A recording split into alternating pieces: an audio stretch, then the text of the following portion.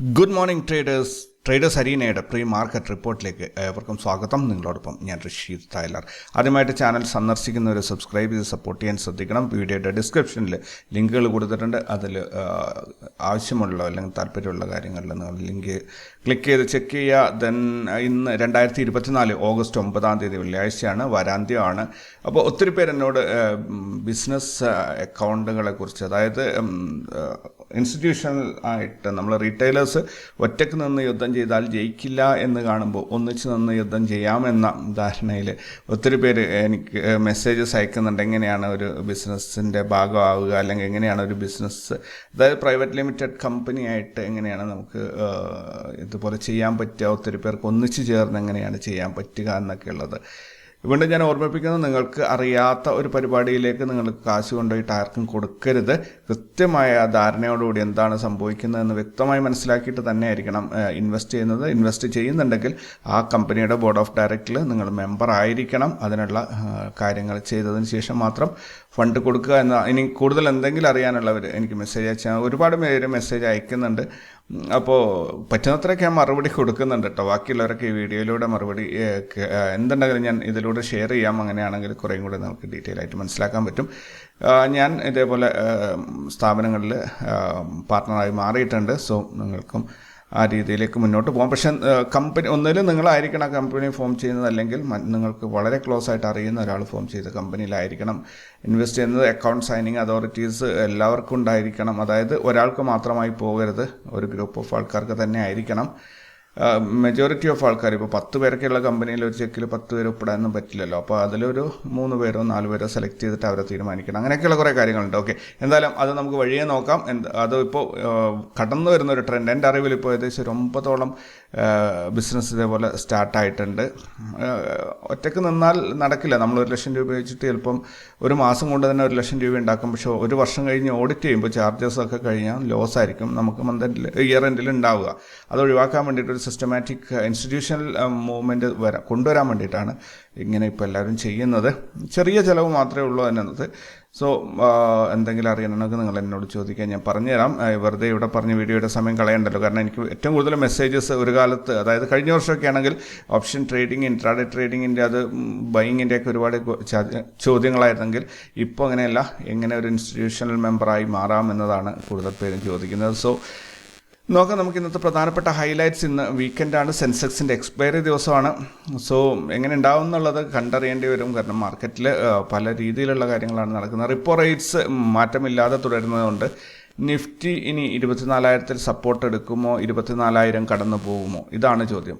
24,000 support എടുത്തിരിക്കണം. 24,000 പൊട്ടിക്കഴിഞ്ഞാൽ ഭയങ്കര ബുദ്ധിമുട്ടാണ് market, പിന്നെ നന്നായിട്ട് താഴേക്ക് പോകും.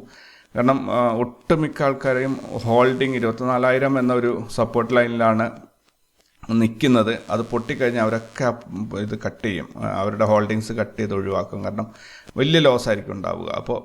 ഇപ്പോൾ നമ്മൾ പ്രതീക്ഷിച്ചുകൊണ്ടിരുന്നത് റിപ്പോ റേറ്റിൽ മാറ്റം ഉണ്ടാകുമോ ഇല്ലയോ എന്നുള്ളതാണ്. അപ്പോൾ റിപ്പോ റേറ്റിൽ മാറ്റമില്ലാത്തത് കൊണ്ട് തന്നെ ഇപ്പോൾ ഉള്ള മാർക്കറ്റിൽ എന്താണ് ഓടിക്കൊണ്ടിരിക്കുന്ന ട്രെൻഡ് അത് തന്നെ കണ്ടിന്യൂ ചെയ്യും. അപ്പോൾ മാർക്കറ്റ് ബെയറിഷായിട്ട് പോവുകയാണ്. പക്ഷേ ഇവിടെ നിന്നൊരു സപ്പോർട്ട് എടുത്ത് തിരിച്ച് കയറണം, അതാണ് നമ്മുടെ ആവശ്യം. അങ്ങനെ സംഭവിക്കട്ടെ. ഓല ഇലക്ട്രിക്കലിൻ്റെ IPO ഇന്നാണ് ലിസ്റ്റിംഗ്. ദെൻ ന്യൂസിൽ വന്ന സ്റ്റോക്കുകൾ നോക്കുകയാണെങ്കിൽ Eicher Motors, LIC, Biocon, ABB, MCX, ഓല ഇലക്ട്രിക്കൽ, മൊബാലിറ്റി, ഇത്രയും സ്റ്റോക്കുകളാണ് ന്യൂസിൽ വന്നിരിക്കുന്നത്. സെയിലിൻ്റെ Q1 റിസൾട്ടിൽ പ്രോഫിറ്റിൽ 61% ഇടിവാണ് രേഖപ്പെടുത്തിയിരിക്കുന്നത്. എന്തായാലും അതൊരു വലിയൊരു കമ്പനി ആയതുകൊണ്ട് തന്നെ അതിന് പലവിധ വെല്ലുവിളികളുണ്ടാവും. ദെൻ എന്തൊക്കെയാണ് ന്യൂസ് ഹൈലൈറ്റ്സ്? ഇനി ഗ്ലോബൽ മാർക്കറ്റിലേക്ക് പോവുകയാണെങ്കിൽ US മാർക്കറ്റ് ക്ലിയർലി ബുള്ളിഷായിട്ടാണ് ക്ലോസ് ചെയ്തിട്ടുള്ളത്. യൂറോപ്യൻ മാർക്കറ്റ് ഒരു മിക്സ്ഡ് ആയിട്ടുള്ള റെസ്പോൺസാണ്. ബെയറിഷും അല്ല ബുള്ളിഷും അല്ലാതെ ന്യൂട്രൽ മൂവ്മെൻ്റ് ആണ്. മറ്റ് ഇൻഡെക്സുകൾ നോക്കുകയാണെങ്കിൽ എല്ലാം ഗ്രീനാണ്, സൂപ്പറായിട്ട് ഗ്രീനാണ്. നിക്കിയൊക്കെ 441 പോയിൻറ്റ് ഗ്രീൻ. നിക്കി ആണ് ഏറ്റവും കൂടുതൽ ഏഷ്യൻ മാർക്കറ്റിൽ വീണ പോയ ഒരു ഇൻഡെക്സ് നിക്കിയാണ്. 13%, 14% താഴോട്ട് പോയിരുന്നു. പക്ഷേ അതെല്ലാം തന്നെ 2-3 ദിവസം കൊണ്ട് റിക്കവറായി. ഇന്നിപ്പോൾ ഈ ഇതിലൊക്കെ തന്നെ കണ്ടില്ല, 1.27% ഇവിടെ തന്നെ റിക്കവർ ആയിട്ടുണ്ട്. സോ തിരിച്ച് കയറി വന്നു മാർക്കറ്റൊക്കെ. നമ്മുടെ മാർക്കറ്റും ആ രീതിയിലേക്ക് പോകും എന്നാണ് ഞാൻ പ്രതീക്ഷിക്കുന്നത്. സോ ഗിഫ്റ്റ് നിഫ്റ്റിയിലേക്ക് വരികയാണെങ്കിൽ ഇന്നലെ ഗിഫ്റ്റ് നിഫ്റ്റി ക്ലോസ് 24,100 ഇന്ന് ഓപ്പൺ ആയത് 24,366 266 പോയിൻറ്റിൻ്റെ ഗ്യാപ്പ് അപ്പ് ഓപ്പണിംഗ് ആണ് കിട്ടിയത്. ദെൻ ഇന്ന് ഇപ്പോൾ കറൻ്റ്ലി ട്രേഡിംഗ് നടക്കുന്ന 24,368 ഓപ്പൺ ആയ സ്ഥലത്ത് നിന്ന് കാര്യമായിട്ട് മുകളിലോട്ടോ താഴോട്ടോ പോയില്ല, ഒരു ഡോജിയിൽ ഇങ്ങനെ നിൽക്കുകയാണ്. സോ നോക്കാം, എന്തായാലും എനിക്ക് തോന്നുന്നു നമ്മുടെ നിഫ്റ്റിയും ഏകദേശം ഈ രീതിയിൽ തന്നെ ഒരു ഗ്യാപ്പ് അപ്പ് ഓപ്പണിംഗ് തരും എന്നാണ്. ദെൻ ഇന്ന് പുറത്തു വരാനുള്ള ഗ്ലോബൽ ഡാറ്റ നോക്കുകയാണെങ്കിൽ China inflation rate, Mexico interest rate decision, France unemployment rate, Germany inflation rate year on year. ഇത്രയും ഡാറ്റയാണ്, ഗ്ലോബൽ ഡാറ്റയാണ് ഇന്ന് റിലീസാകാനുള്ളത്.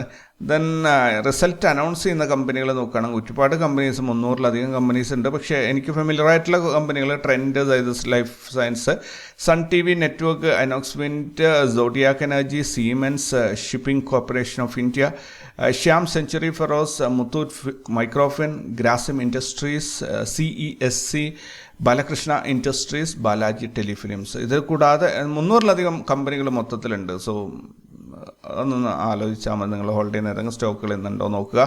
F&O ബാനിൽ വന്നിരിക്കുന്ന ABC capital, ABFR, PNB, B soft, India cement, GNFC, RBL bank, Hind copper, India mart, LIC housing finance, Manappuram finance. ഇത്രയും കമ്പനികളാണ് F&O ബാനിൽ ഇന്ന് വന്നിരിക്കുന്നത്. ഇന്നലത്തെ ഇൻസ്റ്റിറ്റ്യൂഷണൽ ആക്ടിവിറ്റി നോക്കുകയാണെങ്കിൽ ഫോറിൻ ഇൻസ്റ്റിറ്റ്യൂഷൻസ് 2,626 കോടിയുടെ സെല്ലിംഗ് ആണ് ചെയ്തത്. ഡൊമസ്റ്റിക് ഇൻസ്റ്റിറ്റ്യൂഷൻസ് 577 കോടിയുടെ ബൈയിങ് ആണ് ചെയ്തത്. മൊത്തത്തിൽ 2,049 കോടിയുടെ നെറ്റ് സെല്ലിംഗ് ആണ് ഇന്നലെ മാർക്കറ്റിൽ നടന്നിരിക്കുന്നത്. ഇനി ഇന്നലത്തെ മാർക്കറ്റ് ഒന്ന് ഓടിച്ച് നോക്കുകയാണെങ്കിൽ നിഫ്റ്റി ഇന്നലെ 24,249 ഓപ്പണായി 131 പോയിൻ്റ് നഷ്ടത്തിൽ 24,117 ക്ലോസ് ചെയ്തു. 5 ദിവസം കൊണ്ട് നിഫ്റ്റിക്ക് 826 പോയിൻറ്റിൻ്റെ നഷ്ടമാണ് ഉണ്ടായിരിക്കുന്നത്. ഈ മാസം നിഫ്റ്റിക്ക് 910, അതായത് ഓഗസ്റ്റ് മാസത്തിൽ 914 പോയിൻറ്റിൻ്റെ 3.65% ഇടിവാണ് സംഭവിച്ചിട്ടുള്ളത്. ഇന്നലെ നിഫ്റ്റിയിൽ നോർമൽ CPR ആയിരുന്നു, പ്രൈസ് ആക്ഷൻ അതിനെ ക്രോസ് ചെയ്തിട്ടുണ്ടായിരുന്നു. ഇന്നും നോർമൽ CPR ആണ്, അതിൽ വലിയ അത്ഭുതങ്ങളൊന്നും തന്നെ ഇല്ല. ഇന്ന് ഇന്ത്യ വിക്സ് ഓപ്പൺ ആകാൻ പോകുന്നത് 16.6 ദെൻ പുട്ട് കോൾ റേഷ്യോയിലേക്ക് വരികയാണെങ്കിൽ 0.7 നിഫ്റ്റിയുടെ പുട്ട് കോൾ റേഷ്യോ ഉള്ളത്. അത് സൈഡ് വൈസ് അല്ലെങ്കിൽ ഓൾമോസ്റ്റ് ഒരു ബെയറിഷ് മോഡാണ് സൂചിപ്പിക്കുന്നത്. ദെൻ ഹയസ്റ്റ് കോൾ റേറ്റിംഗ് വന്നിട്ടുള്ളത് 35 ലക്ഷം ആണ്, അത് 24,500 ഹയസ്റ്റ് കോൾ റേറ്റിംഗ് ഉള്ളത്. ഹയസ്റ്റ് പുട്ട് റേറ്റിംഗ് വന്നിരിക്കുന്നത് 24,000, അത് 26 ലക്ഷമാണ്. ദെൻ ഇന്നലത്തെ മാർക്കറ്റ് നോക്കുകയാണെങ്കിൽ ബാങ്ക് നിഫ്റ്റി ഇന്നലെ 104 പോയിൻറ്റ് പ്രോഫിറ്റിലാണ് ക്ലോസ് ചെയ്തത്. ഫിൻ നിഫ്റ്റി 75 പോയിൻറ്റ് പ്രോഫിറ്റിലാണ്. സെൻസെക്സ് 534 പോയിൻറ്റ് നഷ്ടത്തിലാണ് ക്ലോസ് ചെയ്തത്. മിഡ് ക്യാപ്പ് 40 പോയിൻറ്റ് നഷ്ടത്തിലാണ് ക്ലോസ് ചെയ്തത്. ഇവിടെ ഞാൻ റെഫർ ചെയ്യുന്നത് ഓപ്പണിംഗ് മുതൽ ക്ലോസിംഗ് വരെയുള്ള ഡാറ്റയാണ്. പ്രീവിയസ് ഡേ ക്ലോസിംഗ് മുതൽ ഇന്നത്തെ ക്ലോസിംഗ് വരെയുള്ളതല്ല കേട്ടോ. സോ നിങ്ങൾ ചിലപ്പം നിങ്ങളുടെ ക്യാൻഡിൽ നോക്കുമ്പോൾ കളർ വ്യത്യാസം കാണുന്നുണ്ടെങ്കിൽ അത്ഭുതപ്പെടേണ്ട, നിങ്ങളെടുക്കുന്ന റെഫറൻസ് ഇന്നലത്തെ ക്ലോസിംഗ് ആണ്. ഇന്ന് സെൻസെക്സിൻ്റെ എക്സ്പയറിയാണ്. അപ്പോൾ ഒരു മന്ത്ലി ചാർട്ടിലേക്ക് നോക്കുകയാണെങ്കിൽ സെൻസെക്സ് പ്രീവിയസ് മന്ത് ലോയിൽ വന്ന് ഇങ്ങനെ നിൽക്കുകയാണ്. അതായത് അവിടെ നല്ല വീഴ്ച വീണു, പിന്നെ തിരിച്ച് ചെറുതായിട്ടൊന്ന് പൊങ്ങിയിട്ട് ഒരു പുൾ ബാക്ക് എടുത്തു, പിന്നെയും ഇന്നലെ ഫർദർ ഫോൾ വന്നിട്ടുണ്ടായിരുന്നു. എന്തായാലും ഈ മാസത്തെ ലോ ആയ 78,200 280 എന്ന 295 എന്ന ലെവൽ കട്ട് ചെയ്യുന്നത് ഒരു മാർക്കറ്റ് ബെയറിഷായി എന്ന് നമുക്ക് പറയാൻ പറ്റില്ല. ബട്ട് മാർക്കറ്റ് ഫർദർ ഇതിൻ്റെ സിഗ്നൽ പ്രകാരമാണെങ്കിൽ മാർക്കറ്റ് ഫർദർ ഫോളിനാണ് റെഡിയാകുന്നത്. പക്ഷേ ഇവിടെ പ്രീവിയസ് മന്ത് ലോയിൽ സപ്പോർട്ട് എടുത്തിട്ട് മാർക്കറ്റ് തിരിച്ച് പൊങ്ങും എന്നാണ് എനിക്ക് തോന്നുന്നത്. സോ ഇവിടുന്ന് മാർക്കറ്റ് ഒരു സ്ട്രൈറ്റ് ഫോൾ വന്നു, ദെൻ ഒരു പുൾ ബാക്ക് എടുത്തു, തിരിച്ച് ഇവിടെ വന്നു. അതായത് നേരത്തെ വന്ന ലോയും ഇപ്പോൾ വന്ന ലോയും തമ്മിൽ വ്യത്യാസമുണ്ട്. അത് മുകളിലോട്ടാണ് പൊങ്ങി നിൽക്കുന്നത്. സോ ഫർദർ മുകളിലോട്ട് തന്നെ കയറി വന്ന് ഇപ്പോൾ വന്നിരിക്കുന്ന ഈ സ്വിംഗ് ഹൈ കട്ട് ചെയ്യുന്നവരെ, അല്ലെങ്കിൽ ഇപ്പോൾ വന്നിരിക്കുന്ന ഈ മന്ത്ലി ലോ കട്ട് ചെയ്യുന്നവരും മാർക്കറ്റ് സൈഡ് വൈസ് ആണ് അല്ലെങ്കിൽ കൺസോളിഡേഷൻ ആണ് എന്നാണ് നമുക്ക് പറയാൻ പറ്റുക.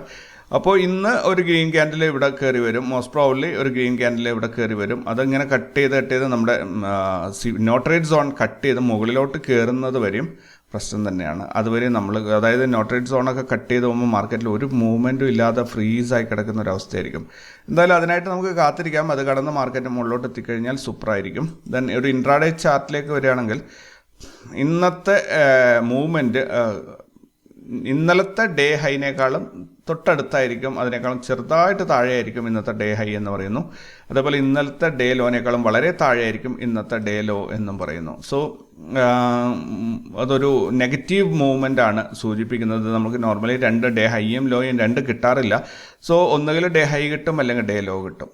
ഇനി മാർക്കറ്റ് താഴെ ഓപ്പൺ ആയിട്ട് അല്ലെങ്കിൽ ഒരു ഫ്ലാറ്റ് ഓപ്പണിങ്ങിൽ വന്നിട്ട് നമ്മുടെ നോ ട്രേഡ് സോണിനെ ക്രോസ് ചെയ്ത് മുകളിലോട്ട് പോകും എന്നാണ് പറയുന്നത്. ഏകദേശം ഇവിടെ ഓപ്പണിംഗ് കിട്ടുകയാണെങ്കിൽ ഇവിടെ വരെ പോകാനാണ് സാധ്യത കാണുന്നത്. ആ രീതിയിലുള്ള ഒരു മൂവ്മെൻ്റ് ആയിരിക്കും കിട്ടുക. ഇതിനെ ക്രോസ് ചെയ്തിട്ട് പോകും, നമ്മുടെ നോ ട്രേഡ് സോണിനെ ക്രോസ് ചെയ്ത് പോകും എന്നാണ് പറയുന്നത്. സോ ഒന്നുകിൽ മുകളിലോ ഗ്യാപ്പ് അപ്പ് ഓപ്പണിങ്ങിൽ താഴോട്ട് വന്ന് ഇതിനെ ടച്ച് ചെയ്തിട്ട് പോയേക്കാം, അല്ലെങ്കിൽ താഴെ ഓപ്പണായിട്ട് മുകളിലോട്ട് പോയേക്കാം. എന്തായാലും ഇതിൽ ഒരു വിരോധാഭാസം ഉള്ളത്, നമ്മുടെ എക്സ്പെക്റ്റഡ് റേഞ്ച് മാർക്കറ്റിൻ്റെ മൂവ്മെൻറ്റ് താഴോട്ടാണ് സൂചിപ്പിക്കുന്നത്. അങ്ങനെയാണെങ്കിൽ ഇവിടെ ഫ്ലാറ്റ് ഓപ്പണിംഗ് ആയിരിക്കില്ല നമുക്ക് കിട്ടുക, നമുക്കൊരു ഗ്യാപ്പ് അപ്പ് ഓപ്പണിംഗ് കിട്ടിയിട്ട് മാർക്കറ്റ് ഫർദർ താഴോട്ട് വരുന്ന ഒരു അവസ്ഥയുണ്ടാകും. സോ അങ്ങനെ ഒരു ഡൈവേർജൻസ് വരുന്നത് കൊണ്ട് തന്നെ ഇത് കെയർഫുള്ളായിട്ട് നോക്കി കാണുക, മാർക്കറ്റ് എങ്ങനെയാണ് റെസ്പോണ്ട് ചെയ്യുന്നത് എന്നുള്ളത്. മാർക്കറ്റ് ഇപ്പം ഗിഫ്റ്റ് നിഫ്റ്റിയിലൊക്കെ നല്ല ഗ്യാപ്പ് അപ്പ് ഓപ്പണിംഗ് ആണ്, 266 പോയിൻറ്റ് ഗ്യാപ്പ് അപ്പ് ഓപ്പണിംഗ് ആണ് കണ്ടത്. അങ്ങനെ ഒരു ഗ്യാപ്പ് അപ്പ് ഓപ്പണിംഗ് ആണ് കാണുന്നതെങ്കിൽ യെസ്റ്റർഡേ ഹൈയുടെ മുകളിലേക്ക് ഓപ്പൺ ആയിട്ടുണ്ടെങ്കിൽ തീർച്ചയായിട്ടും താഴോട്ട് ഇറങ്ങി വന്നിട്ട് അതിനെ ഗ്യാപ്പ് ഫില്ല് ചെയ്യും. അല്ല, ഇതിൻ്റെ ഇടയിൽ തന്നെയാണ്, ഇന്നലത്തെ ഡേ ക്യാൻഡലിൻ്റെ ഇടയിലാണ് ഓപ്പൺ ആവുന്നതെങ്കിൽ ഫർദർ നോക്കാം. അവിടെ നിന്ന് അങ്ങോട്ട് നമ്മൾ ട്രെൻഡ് അനലൈസ് ചെയ്തിട്ട് എങ്ങോട്ടാണ് പോകുന്നത് എന്നുള്ളത് തീരുമാനിക്കണം. ഓൾറൈറ്റ്, അപ്പോൾ കൂടുതൽ വാർത്തകളും വിശേഷങ്ങളൊക്കെ ആയിട്ട് നമുക്ക് വൈകുന്നേരം കാണാം. അതുവരേക്കും ടേക്ക് കെയർ ആൻഡ് ബൈ.